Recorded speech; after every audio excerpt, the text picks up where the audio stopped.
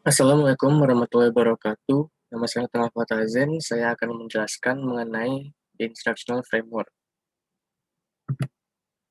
Definisi di Instructional Framework. Di Instructional Framework atau kerangka instruksional merupakan kerangka tahapan yang berisi model, strategi, metode, dan kemampuan yang digunakan untuk menyusun sebuah pembelajaran.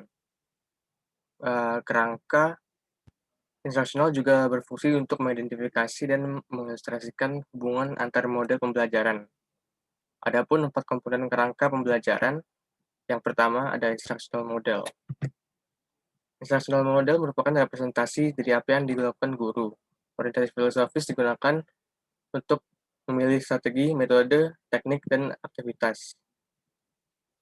Memiliki orientasi filosofis untuk instruksi berdasarkan teori belajar seperti humanistik, behavioristik, kognitivistik, konstruktivistik, dan lainnya, yang dihubungkan dengan garis kontinu pendekatan, teacher center ke student center, yang akan dipilih menyesuaikan dengan tujuan pembelajaran. Modelnya ada 4, yaitu pemrosesan informasi, karakteristik personal, interaksi sosial, dan behavioristik. Yang kedua ada instructional strategi atau strategi pembelajaran. Tujuan untuk menentukan pendekatan yang diambil pendidik untuk mencapai tujuan pembelajaran. Terdapat 2 kutub pendekatan yang dapat dilakukan, yaitu dari teacher center dan student center.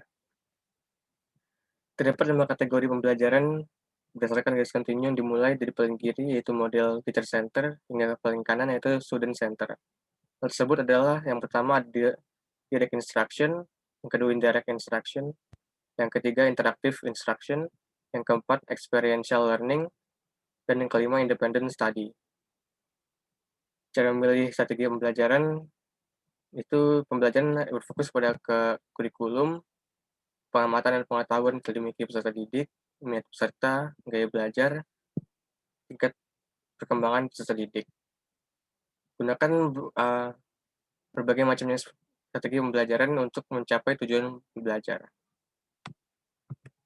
Selanjutnya ada kategori strategi pembelajaran berdasarkan garis kontinu. Yang pertama ada direct instruction. Direct instruction bersifat teacher-centris dan bersifat didaktif. Efektif memberikan informasi atau mengembangkan keterampilan yang memiliki langkah. Metode pembelajarannya adalah lecturer, pertanyaan didaktik, pengajaran secara eksplisit, latihan, dan pengulangan atau demonstrasi.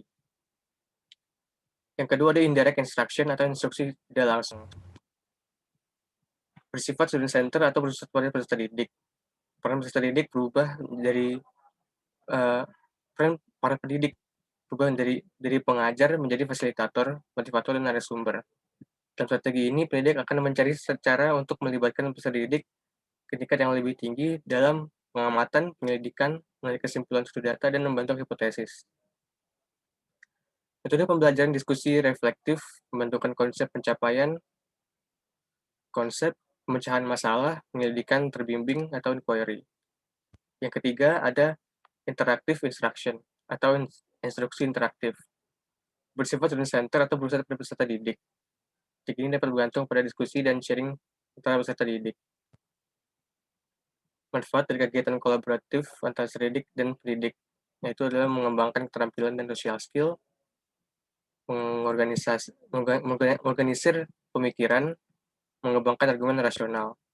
Metode pembelajarannya bisa bersifat atau dalam bentuk diskusi kelas, diskusi atau proyek dalam kelompok kecil, dan kelompok berpasangan dalam mengerjakan tugas bersama. Yang keempat ada experiential learning atau pembelajaran berdasarkan pengalaman. Bersifat student center atau berpusat pada peserta didik. Strategi ini bersifat induktif atau berasal dari fakta dan berorientasi pada aktivitas peserta didik. Strategi yang berfokus pada proses pembelajaran daripada produk. Pentingnya refleksi individu atas pengalaman dan perumusan rencana untuk menetapkan pembelajaran ke aspek lain. Siklus pada strategi ini terdiri beberapa fase, yaitu pengalaman, berbagi, proses analisis, proses inferring atau penghubungan, dan proses penerapan. Metode pembelajaran dapat berbentuk survei, role play atau bermain peran, simulasi, eee, observasi, pembuatan model, dan eksperimen. Yang kelima ada independent study atau studi independen. Dalam studi independen, pendidik didorong untuk mendapatkan tanggung jawab untuk merencanakan dan mengelola kecepatan pembelajaran masing-masing. Strategi pembelajaran ini akan membantu peserta didik untuk menjadi warga negara yang mandiri dan bertanggung jawab atas peningkatan potensi individu. Terfokus pada studi mandiri yang direncanakan oleh peserta didik di bawah bimbingan dan pengawasan pendidik. Metode pembelajaran yang dipakai itu digunakan untuk meningkatkan inisiatif, kemandirian, dan peningkatan diri peserta didik. Untuk belajar pusat pada pendidik dimulai dari rencana, proses, dan penilaian, proyek pembelajaran, laporan, dan esai. Selanjutnya ada metode pembelajaran atau metode instruksi. Digunakan pendidik sebagai sebuah tempat untuk menciptakan lingkungan belajar dan menentukan kegiatan pembelajaran. Bersifat direct, indirect, interaktif, eksperimental, dan independen. Metode pengajaran dipilih berdasarkan tujuan yang akan dicapai. Metode ini dapat dikatakan tidak lebih atau kurang efektif, namun kurang lebih sesuai untuk tujuan pembelajaran. Kebutuhan peserta didik dan lingkungan modalitas belajar yang beragam. Yang terakhir ada instructional skill atau latihan pembelajaran. Sebetulnya lebih spesifik, mereka bisa dalam bentuk bertanya, diskusi, menjelaskan, demonstrasi, perencanaan, dan pembentukan struktur. Sekian pemaparan dari saya, kurang lebihnya mohon dimaafkan. Wassalamualaikum warahmatullahi wabarakatuh.